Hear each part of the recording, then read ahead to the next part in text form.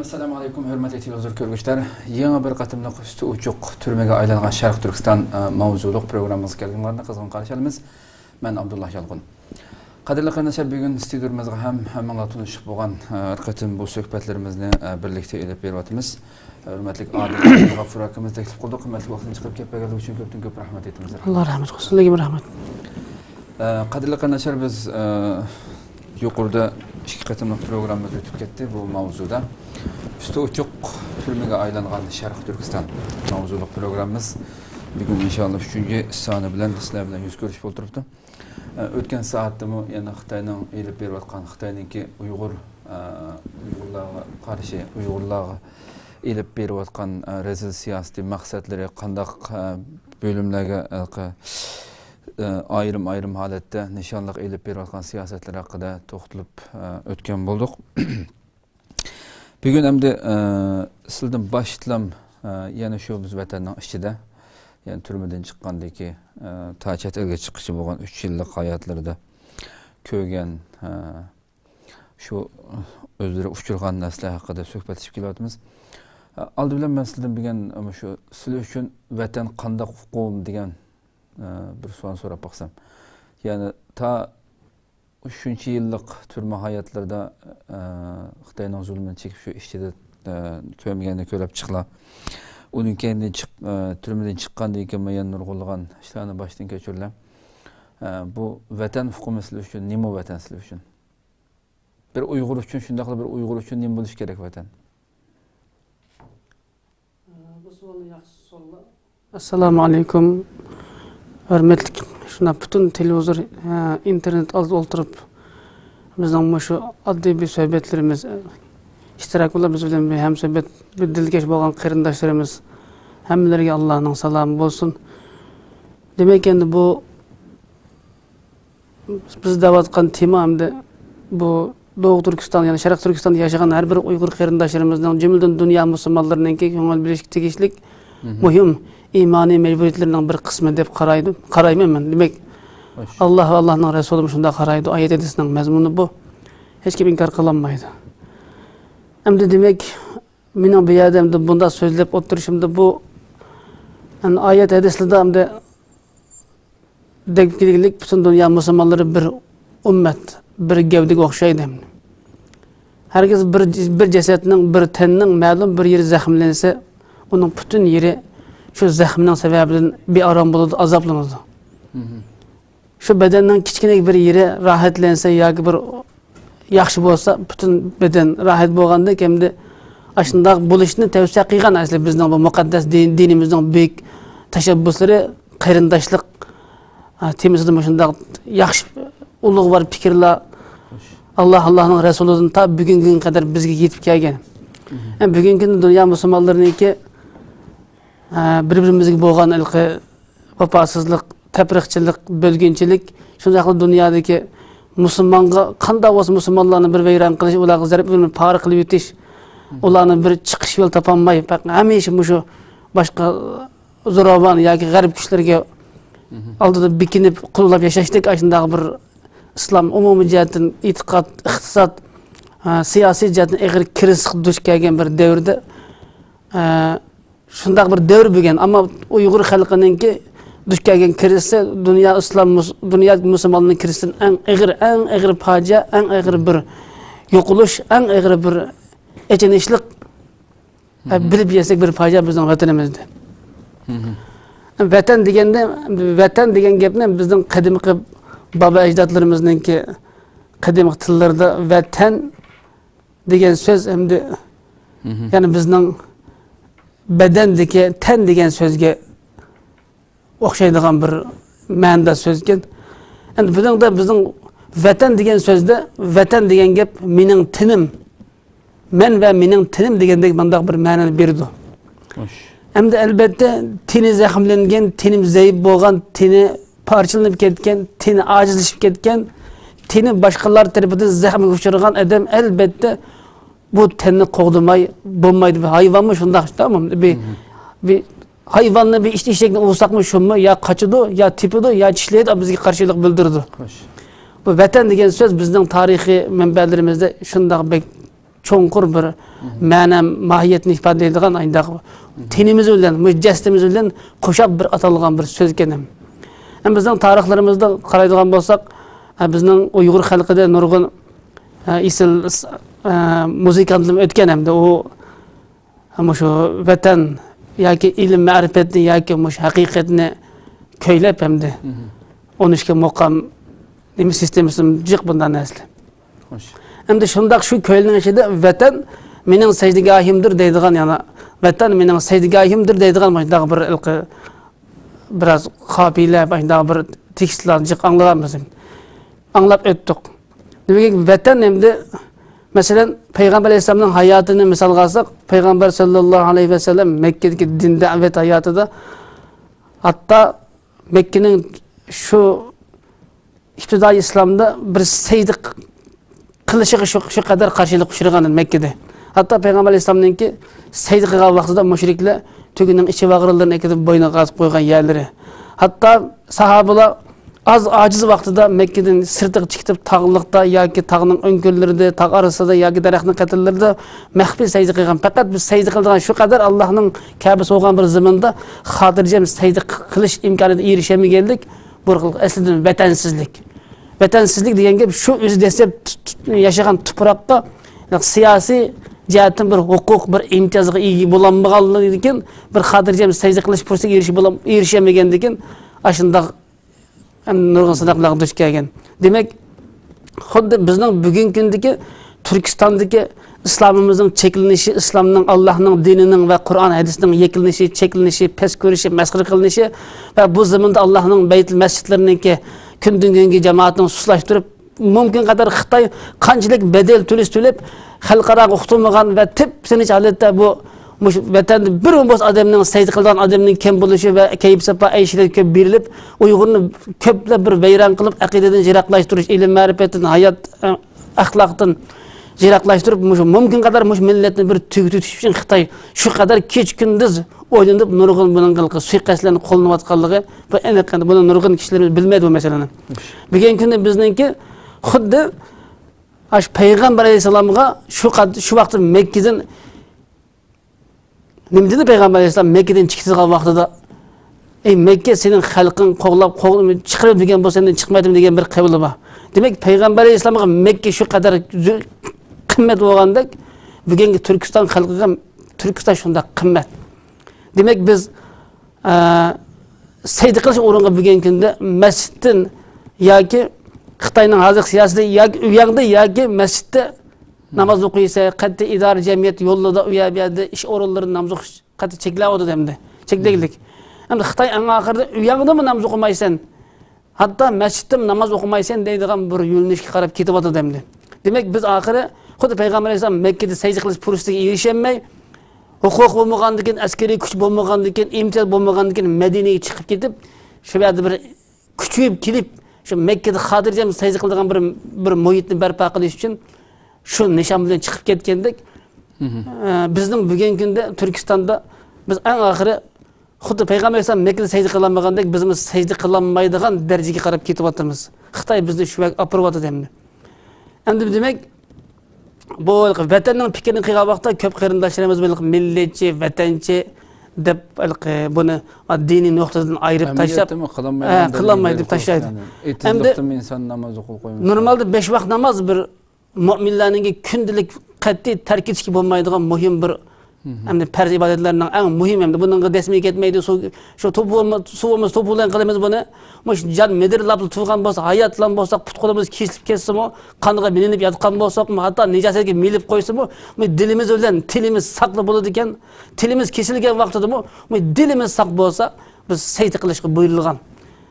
Tunigan bir dars o'tildi bizning shu darsxonamizda hamda qarsak namozni har qanday yerda cho'qim tark etsak bo'lmaydi degan temada so'z qilinib kelib, bizning turmushda ko'rganlarimizda hamda namoz o'qiganligi uchun qarindoshlarimizni kullab sen saydi qilding deb butun nurg'un turli jazolab eng oxiri Xitoyning shu qadar g'aljurlik ashqal vaqtda sen saydi qilding deb balani kunim oqmaydigan hojatxonaniki Alloh to'shab turdi hojatxona bormi?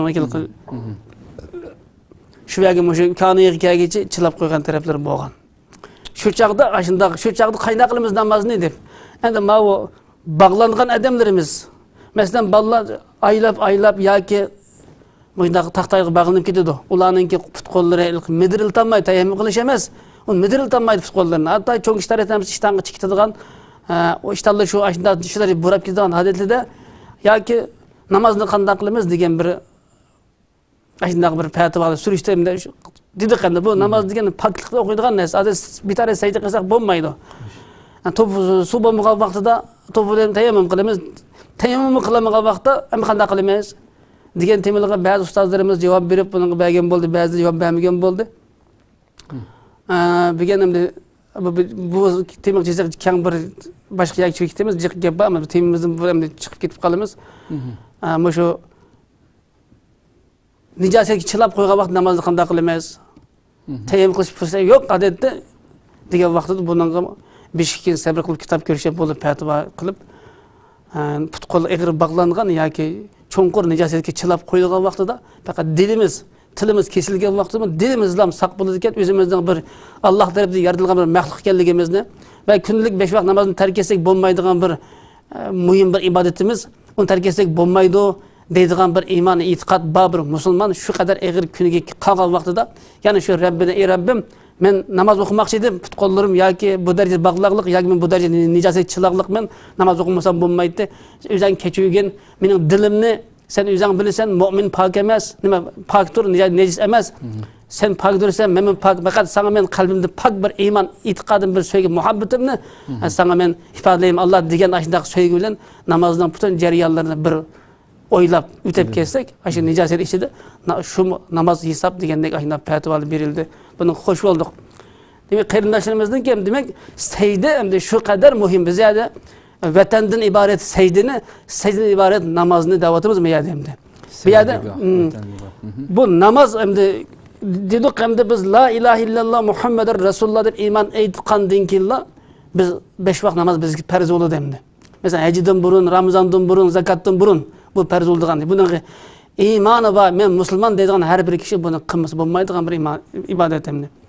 Lekin namoz sajda demakdir, yoki qiyom demakdir, yoki ruku demak, yo tashahhud demakdir. Endi bu qiyom turish uchun, ruku qilish uchun, sajda qilish uchun bir o'rin kerak.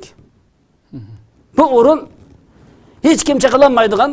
Biz namoz o'tdim deb namozga tursak, hech kim neri tu, u yerda tu, bu yerda turma deyolmaydigan o'zimizning mustaqil mulki, hech kim chaqalanmaydigan, hech kim tatib olmaydigan, hech kim huquqi yetmaydigan o'zimizning mustaqil, xarsak sedivtalaydigan, xarsak nim qilsak qila oladigan bir mulkimiz bo'lish kerak, bir tuproq, bir eng oxir 1 metr yer bo'lish kerak bizga.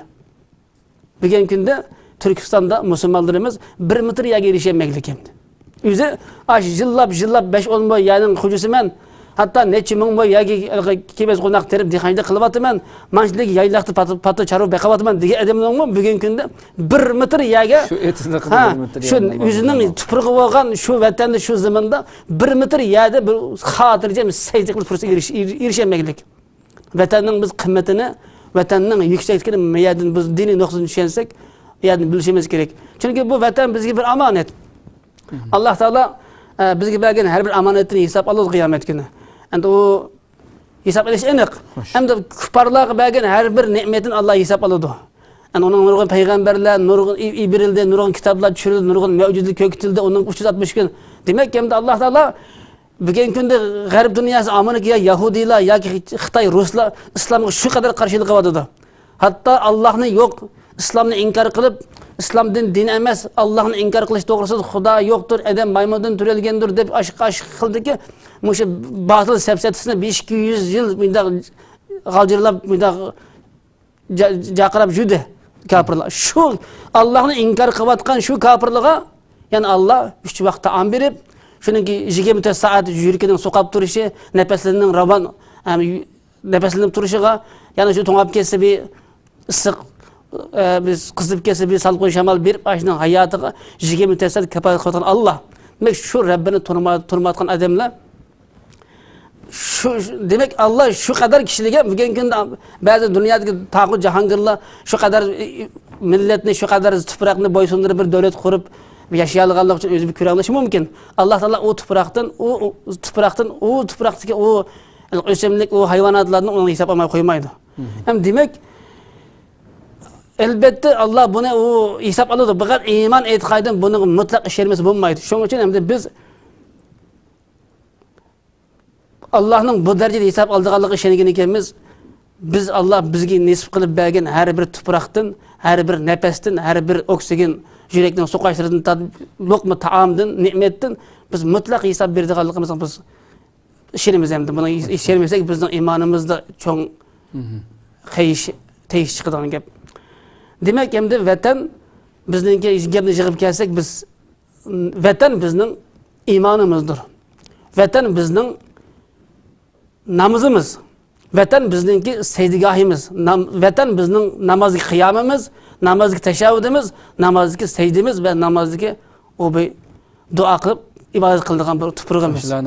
Hammasi vatan demektir. Bunun vatan demek hem de namaz degan bo'ldi, shundaymi? Vatan demek namaz degan bo'ldi. Namaz demek iman degan gap. İman degan gap Allah ve Allah'ın peygamberinin çağırığı umumiyetlik mutlak boysunup en yaxshi taqvodorlik bir salahiyeti bilen Allah'ın aldığı qaytish demektir. Peygamber Aleyhisselam'ınki şu kadar katı bir zat. Hem de Peygamber Aleyhisselam'a verilgen imtiyaz hem de insanga verilmegen insaniyet tarihida hatta peygamberlerge verilmegen hem de tağlardan, daraxtlardan zıvalla kelip biz sana ixtiya qilsang biz sana qimmat baholik narsalar o'zgarib beraylik bizni setib xarajat qilgin degandek tağlardan ayndaq zıvalla kelgan Uhud tağlardan degandek ashundaq tarixda qaydlar bor. Endi uningga biz barhaq amanna demasak bo'lmaydi. Peygamber Aleyhisselam'ınki şu kadar Allah'ın suyumlik, kadirlik ve Habibi dostu olan Peygamber Aleyhisselam'ın hayatı aş kadar bizge bir büyük bir ülge bir namını bulaklık hem de.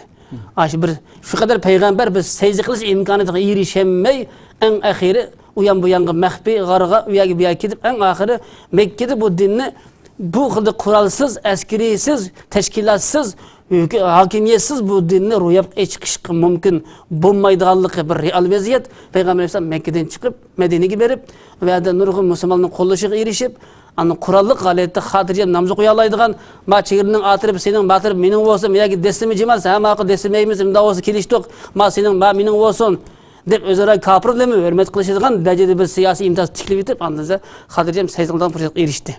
Demek peygamberning namozi o'ziga doir 5 kilometr ya xalqancha qanchalik o'tiralaydigan setividalaydigan bo'lolmaganligi uchun peygamber bu yerdan namazı şu kadar kısıldı. Demek bizning bu yerda Peygamber Aleyhisselam'ın peygamberligidan başka Mekke'nin Mekkeligidan başka tarafını hesap qilmaganda o peygamberning sahabalari ve o tuprog'i bilan bizning tuprog'imizning hech bir farqi yo'q. O'xshashlik gap.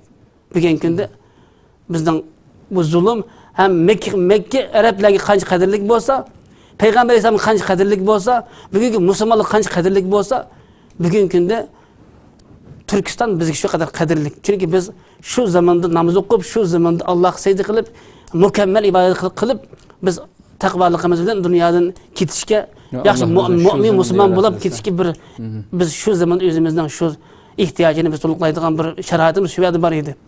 Şunun için bugün günde, gap uzarıp ketiydi, biz namaz, 5 vakt namaz, iman şu 5 İslam'ınki, ikincisi yana, la ilahe illallah Muhammed Resulullah deb iman aytqandan keyin İkinci qitim bu iman etgan kişiga namaz farz bo'ladi. Şu namozni tuproqimizda o'qilmaydi. Osmonda o'qilmaydi ekan uni, ya suvning ichida o'qilmaydi ekan, qas havoda o'qilmaydi ekan. Uni faqat shu tuproqda o'qiydi ekanmiz endi. Pak bir tuproq o'qiydi ekanmiz. Bu tuproq vatan ekan. Vatan bo'lmasa bugun kuni vatan qo'ldan ketibdi, biz sayda qilolmadik. Sirtda anchamiz sayda qilgan bo'lsa bu turma azalda mana biz mana Turumning ichi ham demada 5-6 kilometr asfalt yo'l var, cho'ng turmalar var, bir kanatdek. Yoki unda 50-60 ming odam yashaydigan bir turma.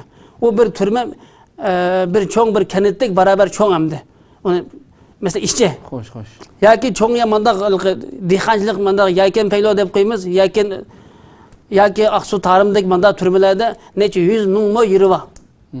Turmaning shu turmaning necha 100 ming mo tuproq şu yerde seydi qilishga ruxsat qilmaydi Xitoy. Misal, o şu zamanda demal şu zamanda yaşayotgan gerçi mahbus jinoyatchi deb qaralgan bo'lsa shu kishilarimizning shu necha yuz ming yo kepes buğday terib etib shu qurolliq zulm ostida Xitoyning qo'lida ishlab o'tib shu sayzi qilinmaydi. Demak, shu zaman uning bo'lmagan ekan. Ishchilar emas, sirtida demak, bugungi kunda bizning Turkiston turmuga aylandi desak, endi ba'zi kishilar endi buni tijoratchilar ravon, bir ishlari o'z yo'lida ketayotgan, to'y to'killari, nag'ma navolari, naqsh usullari, onun bir ravon savdo tijoratlari, mashinalari ketayotsa biz undaq emas deb bo'lib mohiyatini buni ko'rmaslik mumkin. Xitoy eng oxiri bizni eng oxiri yana mushunda bo'lgan bo'lsa 40-50 yilda qolmay bizning tuproqda sayzi qiladigan imkon qo'ymaydi. Hadi bundan 40 yil burun mana 60-yilning oldi keyinda kishilarimiz, ustozlarimiz qo'noqlik namoz o'qib, qo'noqlik bukib turib, namoz o'qisa tutib olib chiqib, urib o'ltirayotgan tarixni aytib bo'lgan. Odatda jiq misollar bor endi bizning shu Qashqarninki shu Bashkaram deydigan bir yeri bor ekan. Shu Abdurashid Mavlud deb bir ustoz o'tibdi ekan. Tarixni anglaymiz. Shu odamni faqat shu bir dinda haq din da'vat qildi yoki namoz o'qishga targ'ib qildi deb shu Madaniyat inqilobi ashadamni yalang'ashlab, shu qog'oziga ozganning shuxullarini yoki selib, ta'ti so'rab, o'tirib o'tgan ekan. Şey qilib ekan. Demak, shu namozning qabuligi shu. Faqat sayzi qiladigan imkon bermaymiz dedi kafir. Biz sayzi qilamiz deymiz. O sayzi qilmaysan deydi. U bu tuproq sening emas deydi. Bu bizning deymiz. Mush orqali mush sababdan bo'layotgan mujadil bu 100 yildan beri. Mana 49 yildan beri. Demek vatan tuyg'usi qarindoshlarimiz hamisha vatanning gapini qilsak yoki shu men ma'lum bir ustozdan so'radim endi. Mishada Mesela xilafet hakkındaki bir düşüncelerini bugün kunda xilafet qanday bo'lish kerak, nurg'un fikri ixtiloflar bor, biz bilimsiz odam deb qarasam, ashadammo mesela bugün kunda bu darajada bunday bo'lib ketmasakmi, musulmon davlatlari bo'linib yashaganda shu musulmon davlatlar birlashib keliblar, bir qo'llashib bizning qonunimiz bo'lgandagi bir siyosiy jihat bir iqtisod bir bo'lmasa-mu siyosiy jihati bir fikr birlik, askeriy jihati qo'g'dirish jihati bir tashqi ichki mudofaa jihati birlashsa, shu bir qonun bo'yicha Qur'on bo'yicha bir boshqarilsa, xilofat degan shu bunchalar jidal majra, bunchalar so'qishish, bunchalar qon to'kish ketmaydi bunga. Dedi, to'g'ri. Demak, bundan o'shalar biz mush fikr, mush ideya hali bo'lsa, bunga bunchalar kuch ketmaydigan bir ish endi. Demak, hamma demanligi mellan bo'lsam degandek o'zining nefsiga jo'qtatib qaramoq islom hamda, ammo o'zining bugungi kunda yana shu odam deglik bugungi kunda 1.500.000 ga yaqin musulmon yana islom da'vo qilyapmiz. Ammo biz dinni va'zida, tashviqotda, tabliğda yetkazishda shu qadar buyuk deymiz. Allah va payg'ambarni hammadan yuksak yaxshi ko'rish kerak deymiz. Iymonning eng muhim sharti Allah va Allohning rasulini har qanday narsani yaxshi ko'rish. Allah ve Allah'ın Resulü için dostlaşış, Allah ve Allah'ın Resulü için düşmanlaşış. Ata-anaga, xotin-bolaga, vatanga bo'lgan har qanday ikkinchi bir muhabbet Allah ve onun peygamberiga bo'lgan muhabbetning oldiga o'tib ketmaslik kerak deydi. Demek şu gem dedi. Bu demek to'g'ri bu oyat hadisning bu xitobi, ammo da'voyimiz bu. Da'vo bo'lgan, ammo bizning amaliyatimiz biz din da'vo qilyapmiz, shu qadar buyuk bo'lgan, eng yuksak darajada suyuq tegishli bo'lgan aqidamiz, Rabbimiz va payg'ambarimiz bu iymonimizni biz qaysi o'ringa qo'ydik deydi bu kishi. To'g'ri gapi. Qaysi o'ringa qo'ydik degan vaqtda deydiki, biz shaxsiy manfaatimiz, xususiy ishlarimiz, xususiy manfaatimiz, xususiy faoliyatlarimizdan oshgan vaqtda andan oshgan vaqtimizni dinni ishlatib deydi. Biz uyda xotin bolamizning oliy turmushimizning, uylarimizning, malkalı savdo tijoratlarimizdan muhim bilsak, biz Allah'ның payg'ambarining ishidan oshgan vaqtda, dinning ishidan oshgan vaqtda andan tijoratimizni, dehqonchiligimizni, o'quv ishlarimizni, ijtimoiy yoki xususiy ishlarimizni qilgan vaqtda andan dinni oldin o'rin qo'ygan bo'lsak, biz ma'kun qilmaydik deydi. To'g'ri. Payg'ambar alayhisolamning dindan ayrilgan bir minuti bormi? Dindan ayrilgan bir sekunti bormi? Masalan, payg'ambar alayhisolam ergashgan sahobalar mesela dinden ayrılgan bir günü var mı? Şu cık gap deb kelsak, bütün hozir bilgan shu sil deb o'tgan narsani İslam dünyasındaki, bütün İslam dünyasındaki kan yaşlar, hem narsasininki Müslümanların bu kadar keyinde kalışı, hem İslami, şu bütün İslam dünyasındaki meşhur ulemalarımı Müslümanların, umumi Müslümanların bir müşkünde hep kılışının hemmesi sebep, asas sebebi, yani Allah bu din deyilgan bu nesle, ularning kun tertibidagi 10, 15, 20 meselelerinde siz çizildi Müslümanların kun tertibide. Yani Müslümanların özünün kun tertibide bunda keyni kep qaqallığı üçün hanallahu aleyhim fahanu alallah deyip. Müslümanlara nispeten Allah ularninki Allah din deydigan bu hukmlarning hammasi ularninki turmushining nechinchi masala qatib navbat kelganda anda o'ylanadigan uningga bak ko'ngil bermaydigan, e'tiborga ilinmaydigan darajaga tushib qolganligi uchun shuning uchun musulmonlar bilgan shunda Allohga nisbatan bu musulmonlar ana shunda buni uyg'unishi uchun mendaq har holatda hamma yerda qon yoshlarni bular qarashlarning hammasi yani bu ogohlantirish Allah subhanahu ularning uyg'unishi uchun. Chunki senin kun tartibingda Allah nechinchi sonda bo'lsa innalloha la yughayyiru ma biqawmin hatta yughayyiru ma bi anfusihim degandek sen o'zingdagi bu ayibni o'zgartmasang Allah kapsini majburiy holatda o'zgartib qo'ymaydi. Bütün İslam dünyasındaki asas mesele bu da.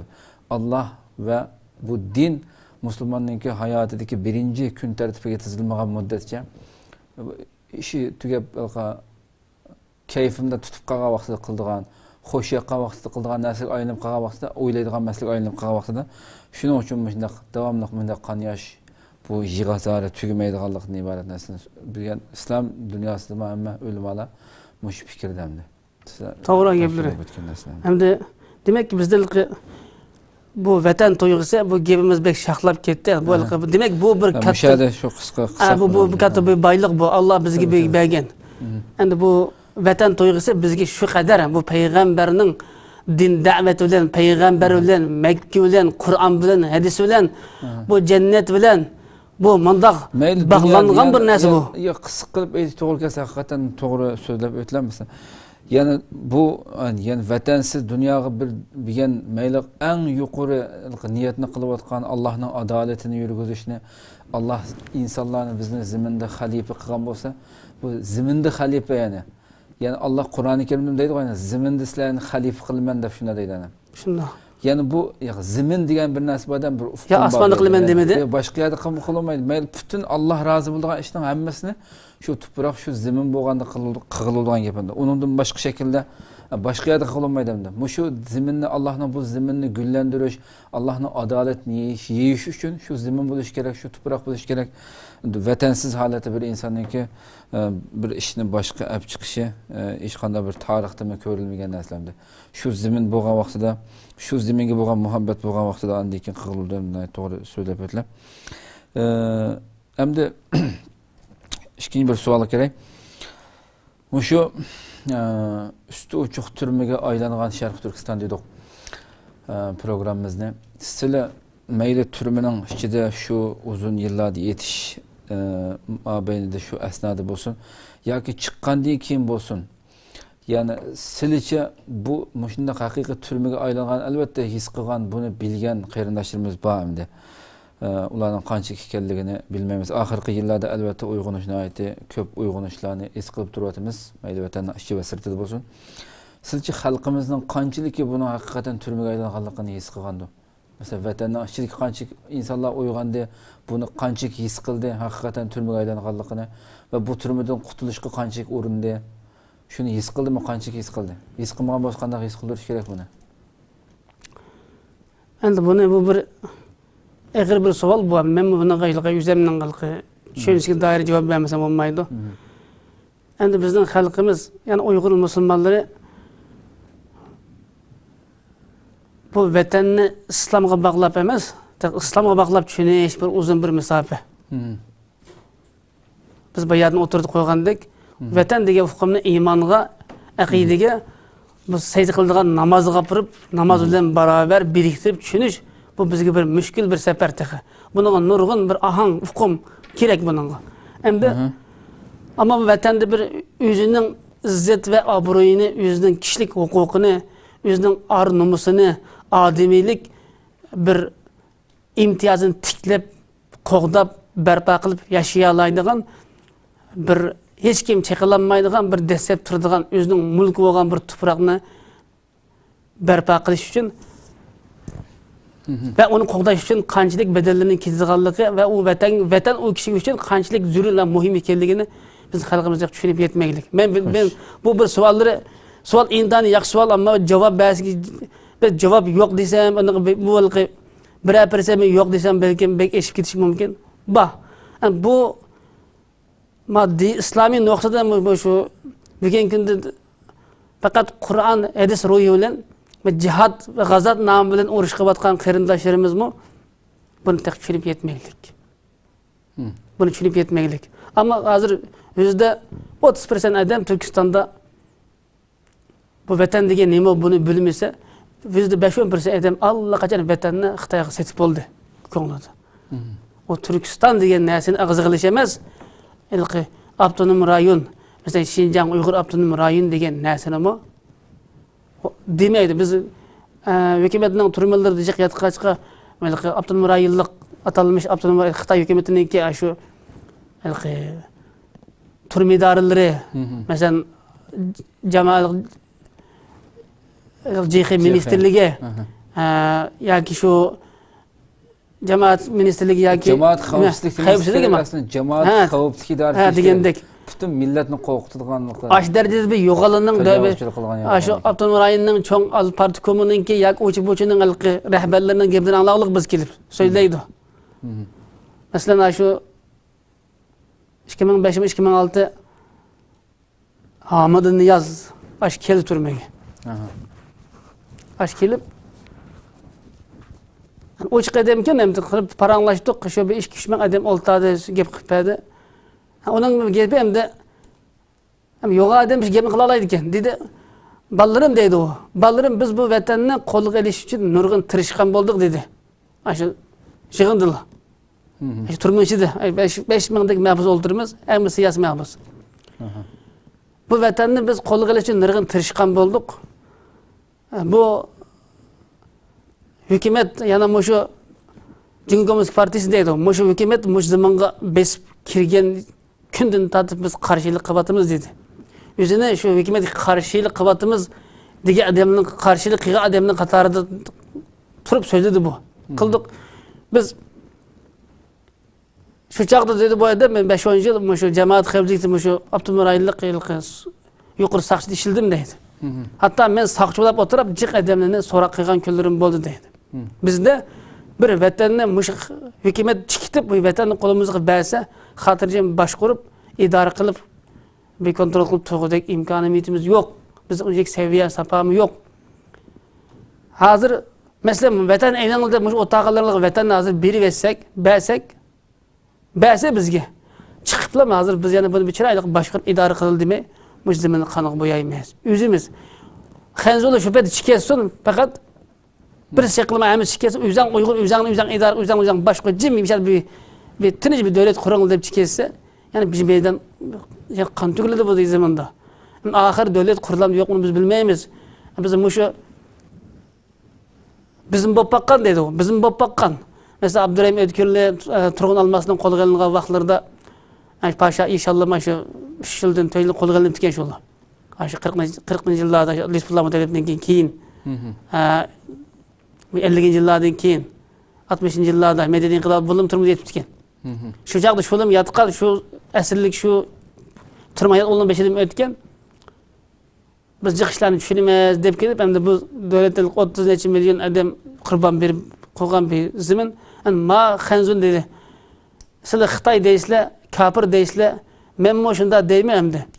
Ma haq mush bir moddiy menfaatga erishish uchun hamda adamlikning hech qanday bir insof degandagi qo'llanmay, meni qo'llansam mening adamligim mas kelmaydi deydigan bir narsa yo'q.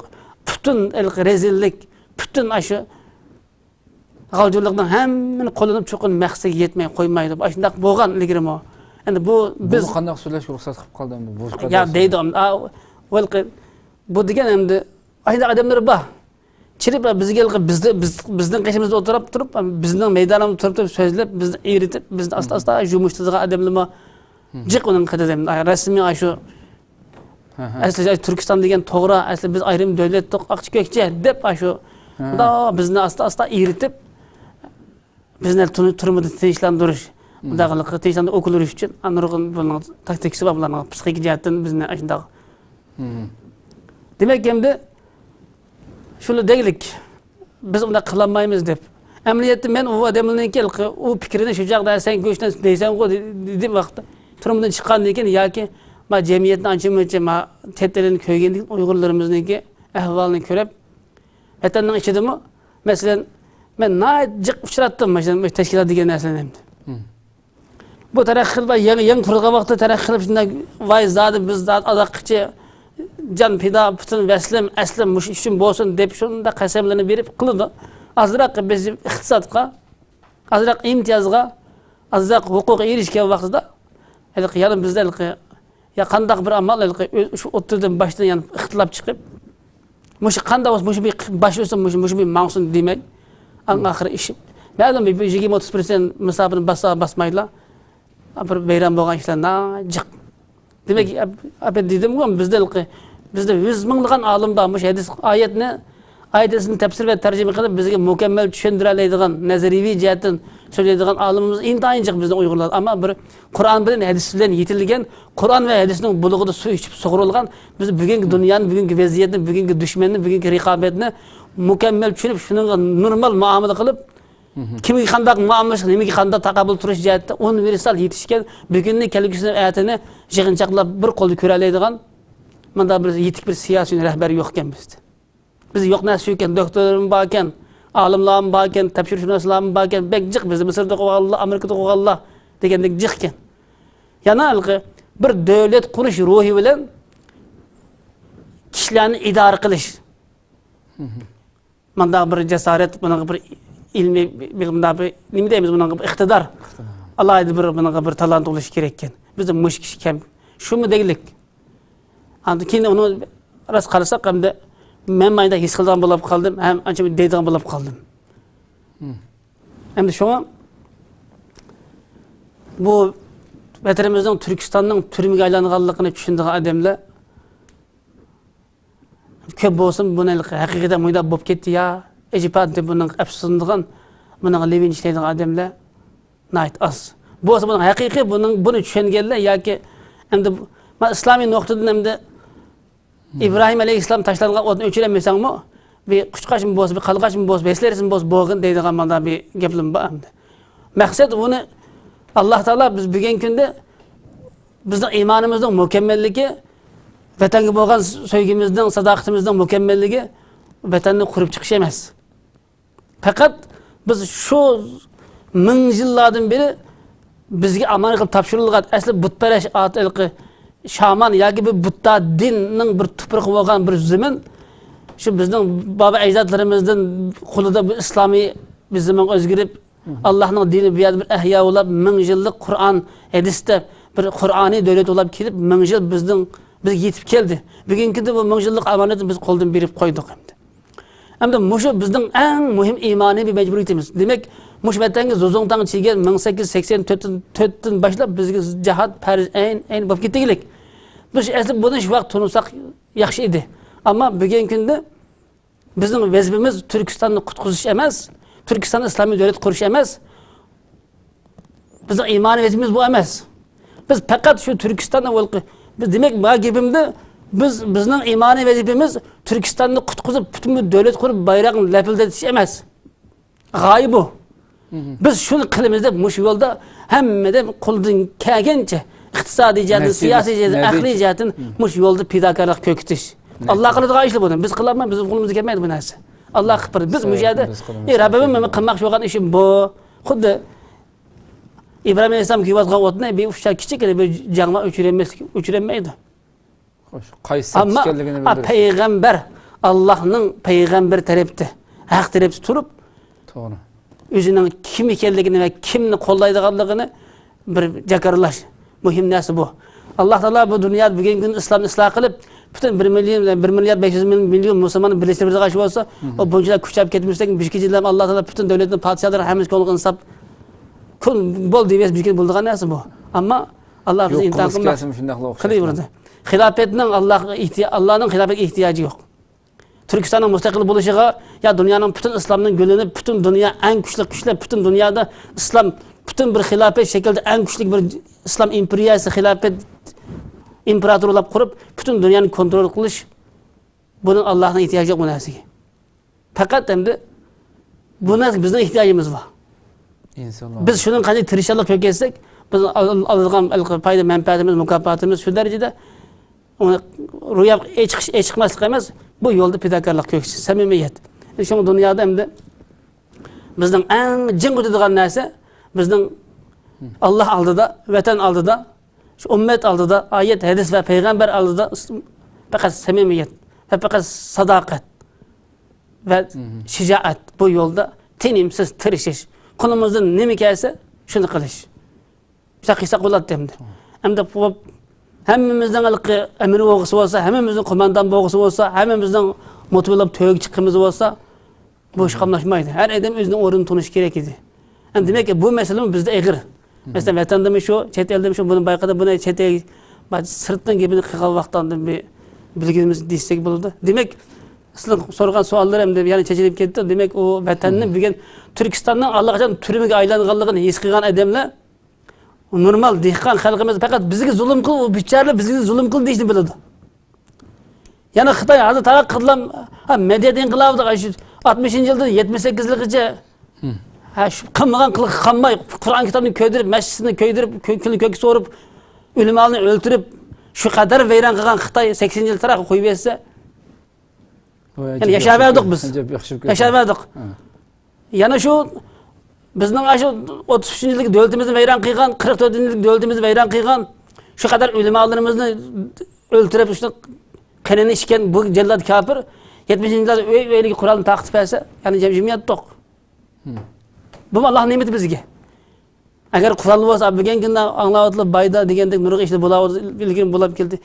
Bir pishaq bilan nurg'un adamlarni vayron sarasa musalib etdi. Bir pishaq nima o pishaq hamda. Demek o bugün günde şu kural bulap kap kalsa şu çakdı kurallar abi çoğunlardan sordum 70. yılda men ilki 70. yıldan aldı keyinde bizden öylede Abdümat o ilki ve karımılık degen nesli otandık öyden bulan üyleylikken ben de aklıma kelsem ma ok degen nesli bulan konakta tükeklikken yani bu oynaydık aynı o şeyde tarak oynaydık biz şu mezgilde her mahallede madağılıkı yaşlarını 20'den yukarı 30'dan tüven adamına yallanma asker terbiyeleyimiz deyip gizli ok atqın salıttı. Şu çağladı. Ben çoğunlap hem de bizde ustazlığı ya çoğunlarımızda müşbeteninin hakkında azraq levin işlep əfsuslanğa adamlığı şu vaqt nemiş qıyğan sila desem vaqt biz aң yoxtu dedi. O çağda aң yox. Ras. Aң bomuz kural bolsa mı qamlaşmaydı ki bu işler. Yani bilgen mi kural bilgen mi hem de esqat bunu desek hem bəziden bunun da sel qabul qılanmaydı. Yani bu Türkistan Müslümanlar için 70. yılda bu kadar esqatmadı. 80 bugün günde mi 2015 yılda kelgende mi? Yani bu kural Türkistanlık esqatmadı. Yani şu pişak bilen qabadı ya tapaz qılmadı demdi. Demek aң bolmasa bolmaydı eken. Bir yerde patih qildigan bir narsa var eken o qalb eken. Allah'ın Resulü ve ayet hadisinden çağırğı boyunca patih qildigan bir narsa o qalb eken. Bu qalbni o Kur'an tekrar qilib o'tiraverganga, kechiklar hadis hepsini o'qiyvergan patih ularni bunu tushunchi, tafakkur. Her bir ayetning ahirlarida ko'pincha yozib boramiz. Aql g'elish, tafakkur qilish, fikr yurgizish, mulohaza qilish to'g'riliq Allohning xitoblari bor bu yerda. Har narsani o'ylamasa qolmaydi ekan. Demak bizning yana gap chiqib kelsa, bizim Turkistonniki Xitoyning qo'li o'tib ketgan allaqachon bir turmaga aylanganligini hech qilish emas. Hozir Turkiston bizning bu Turkiston Xitoyning aylanmas bir qismi. Ya davlatning, o'y davlatning, hamiz davlatning deb hozir hammani setib etdik. Hozir normal bir dehqonmi, ma ya kimning davlatning deydi. Ma o'y kimning davlatning deydi. Seniz men davlatning deydi. Allaqachon Turkiston va u yerdagi 30-40 milyon Uyg'urni unutib, ayrim bir mingillik saltanatlik islom davlati tarixi bu saltanatini, bu shalliq tarixini unutib, allaqachon Xitoyning bir jasadining, gavdasining bir qismi bo'lib ketganligini o'zimiz iqror qildik. Yani şu bu ümmet bilen bu halk bilen bir bular şu Allah'ın yasaklarınki köpeyişi, turmuşun naçarlışı, yani halkınki turmuşun rengarenk bulup halkara seviye yukarı seviye yetişi, yani bizden az toprakta ahilde günden günge naçarlaşıp acizlayıp zayıflaşıp iqtisad ve bu ma'arifimiz bu nadallıktan köplep halkını öskep bu ahval hem bazı kişilerimiz için dursam azraqlı bir aptap çıkarıverse ya bu mümkün bu köpüncüsü. Demek biz yana qaytadan bir Kur'an hadis boyunca biz vatan hukmi dinning siyosiy maydoniga qayta bir kirmasak ve bunu qayta bir kuchab universal umumiylik bir teşvik etmamasa bu çoğ bir müşkil bir manevi tosak, çoğ bir kabahat bir tosak bizim tosaklık. Vatan hukmi bu ümmetin qutquzish yoludur. Şimdi demek ki bu gibi bazı zemlege biraz gayri tunish mümkün. Meyiz qilgan narsa bu. Türkistan'ın bu nurg'un gap Türkistan'ın türmüge aylanishini dedik mi bayada 100 yılda eşip ketken bir narsa. Bugünkü de maddi ihtiyacı istigendek bo'lmayotganligidan haq azaq zulm his qilganlik hamdi. Xo'sh. Nadan adamni o'yg'atmoq ta'sir bo'lgandek, nima haqni nadan qoldirib uxiltib etsa, bu vatan hukmi, din hukmi, aqida va iymon hukmi, do'st va dushman hukmi allaqachon nadan adamning qalbida bu shu qadar cho'nqur bu petib ketgan bu narsa g'ayb bo'lib ketdi ekan. Anda ko'plab ilimsiz, ma'rifatsiz, ilimsiz nadan qaldirish cho'ng bir dolqini bo'lgandiki, bu nadan qolgancha vatan, millat, din, aqida hukmi ancha bu tunjiqi bu qalbda yo'qaydigan narsa ekan. Şoň hamda biz yo'liqayotgan bala, afat, qarang'i qabahat tush bu. Buning hamda buninglikdan biz bo'shab ketsek, ümidsizlensek bo'lmaydi. Tabii. Yana bizden yana ilg'or olimlarimiz, yana isli odamlarimiz bor. Vatan ichida, sirtida. Yana hamini bundan qarasak bo'lmaydi. Masalan, Xitoyninki normal vaziyatida jamiyada mesela ma'arif sahasida bo'lsa ishlab yurib, mayli bir dindan xoli bo'lsa, shu millat da'vosi bilan yoki millat da'vosidan xoli bo'lsa, vatan hukmi bo'lmasa din nomi bilan o'zining tarixdagi xatoligini va navbat nima qilmoqchi ekanligini Xitoy ularni nagitlab qaysi qarang'i qabahat bir hilokatga so'rayotganligini bilib his qilgan qarindoshlarimiz, ustozlarimiz ilm ham bor.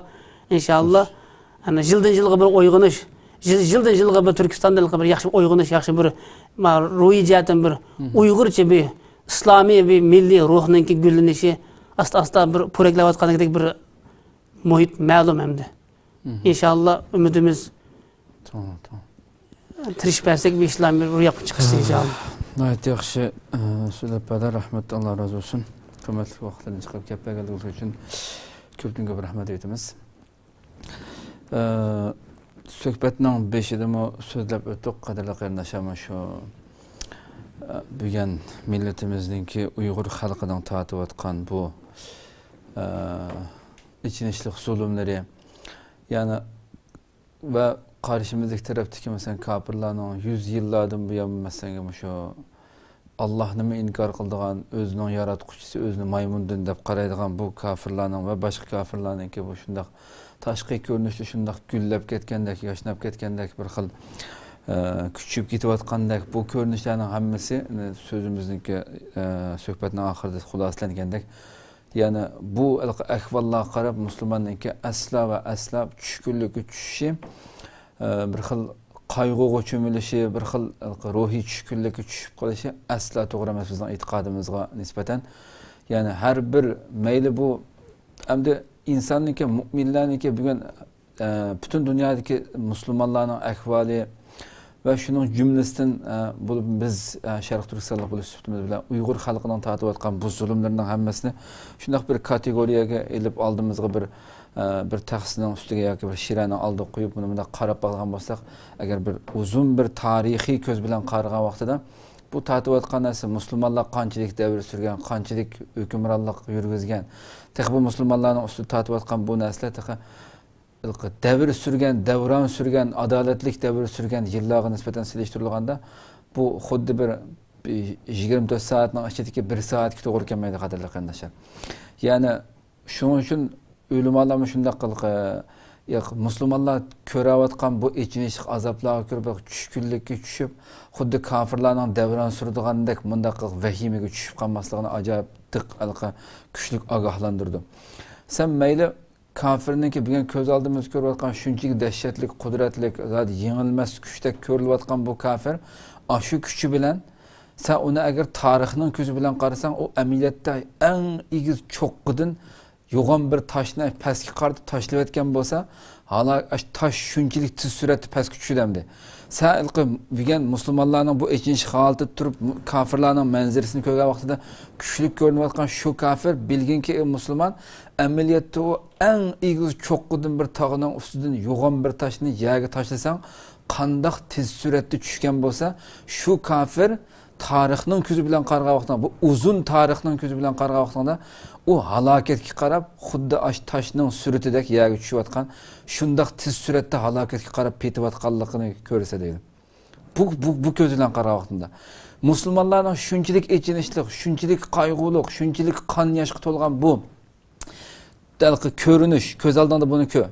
Ammo bu bir nishon, bir hadaf, bir nishon, bir Allah subhanahu va taoloning yo'lida menayotgan, shu yo'lda uchrayotgan bu qiyinchiliklarning hammasi shu ojiz holatida turib, shu ojiz holatida bo'lgan bo'lsa-mu, amaliyotda bu Allohning nusratiga, Allohningki eng butun xushallikqa erishadigan shu g'albiga eng yaqin bo'lgan holati bu deydi. Musulmonlarning aşı ko'rayotgan holatimiz.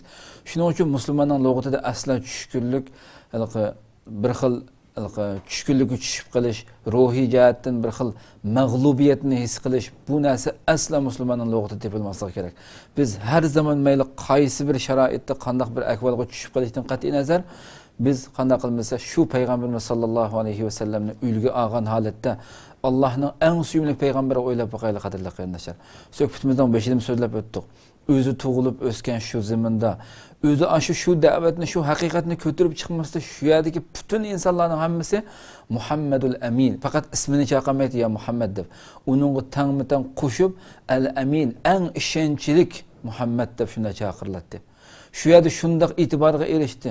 Shu Qurayshning shu katta va shu kofirlarning cho'nglarimi Rasulullahninki hukmiga, Rasulullahning bergan payg'ambarimizning bergan fatvosiga islomdan burunmi shuning so'ziga e'tiborga elindigan, shu kofirlar shu o'zi eng qimmatli deb bildigan, boshqalar yo'qolib ketmasin deb shuni bir yaxshi saqlasam bo'ldi deb qaraydigan eng qimmatli narsalarni akab kimning qishiga akab qo'yadi? Rasulullohning qishiga omonatga qo'yadi.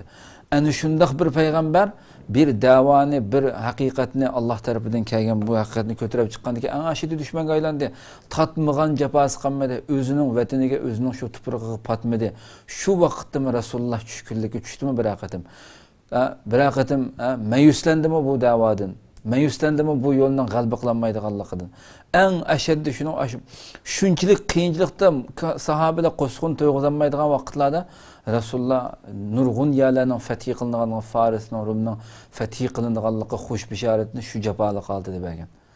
O'ylab boqaylik. Ya'ni bu musulmonningki bizningki Alloh yo'lida tatgan, Alloh yo'lida ko'rgan eng bu yo'lda ketib o'tib turib uchirgan eng echinishli azoblarimizmi bizga g'albininki eng yaqinlab kelib qolganligini, tongning etishiga, tong etidiganga eng yaqin holatga kelib qolgan. Shuning uchun kechining eng qorong'u bo'lgan vaqti nima desa, subhi vaqtida eng qorong'u bo'lgan vaqti, ya'ni tongning atidiganligiga eng yaqin qolgan vaqt shunda qorong'u bo'ldi ekan nimada. Shuning uchun bu narsani bu tarixiy ko'z bilan qarab turib, Alloh subhanahu va taolaning hargiz oldirishi yo'q. Alloh hikmatsiz ish qilmaydi. Har bir ishning tigida biz bilmaydigan mutlaq holatda millionlagan hikmatlarning yushiringanligi shaksiz aniq. Bu iymon bilan Alloh subhanahu va taolaning hargiz mu'minlarni har holatga tushirib qo'ymaydiganligi, mu'minlarni asla va asla tashlab o'tmaydiganligi yetarki biz bu dinimizga eslagan holatda qo'limizdan kelgan eng kuchlik, qo'limizdan keladigan eng qaysi darajada adoqqicha qo'limizdan keladigan eng yaxshi ishni qila oladigan shaklda mangad ekanmiz. Alloh subhanahu va taolo chuqum nusrat mayli kechiksin va yoki baldur bo'lsin, muhaqqaq holatda mu'minlardan boshqasiga nusrat asla va asla ularga nisib bo'lmaydi, chuqum bizga nisib bo'ldi. Bu iymon bilan Alloh subhanahu va taolo yashashimizga, bu iymon bilan qilishga tegishlik nurg'unlagan ishlarimizni yangidan bir kuch hosil qilgan, yangidan bir ruhlangan holatda, xuddi bir uyqumizda dast echib, chachirab turgan bir insondek yangidan bir ruhlangan holatda harakatga o'tishimiz mayli har qanday bir sohadagi, albatta kofirlarning bu qilayotgan tashviqoti, xalqimizniki bu qadar shu qadar zulmning ichida turibmi, yana bu uyg'un olmasligi, bakar uyg'un olmasligidagi asosli sabablarning biri nima bo'lsa, tashviqotniki Xitoy bu kafirlarniki tashviqotning kuchligidan, tashviqotni kecha kunduz elib berayotgan bu qaymoqtirish tashviqotininki zaharga uchrayotdi. Bu tashviqotga qarshi nurg'ulg'an ishlarning qilinishi kerakligini albatta har tarafdan va bundan burungi har qanday zamondagidan bakarak his qilayotgan bir davrda yashayotimiz qadrli qarindoshlar. Mayli dunyoning har qanday yeridagi kishilardan bo'lsak bo'laylikki, bu sahada to'ldirishga tegishli nurg'ulg'an bo'shliqlar mavjud. Buni to'ldirishimiz va bu kafirlarning tashviqotiga, kafirlarning zaharlariga qarshi qo'limizdan kelgan nurg'un harakatlarni, harakatlarni elib berishimiz kerak ekanligi albatta har bir qarindoshimizga, har birimizga aniq bo'lgan bir masala. Vaqt munosabati bilan mashada to'xtatamiz. Inshaalloh kelar qatim yangi bir suhbatda uchrashguncha sizlarni Janobi Allohga topshiramiz. Assalomu alaykum va rahmatullohi taala va barakatuh.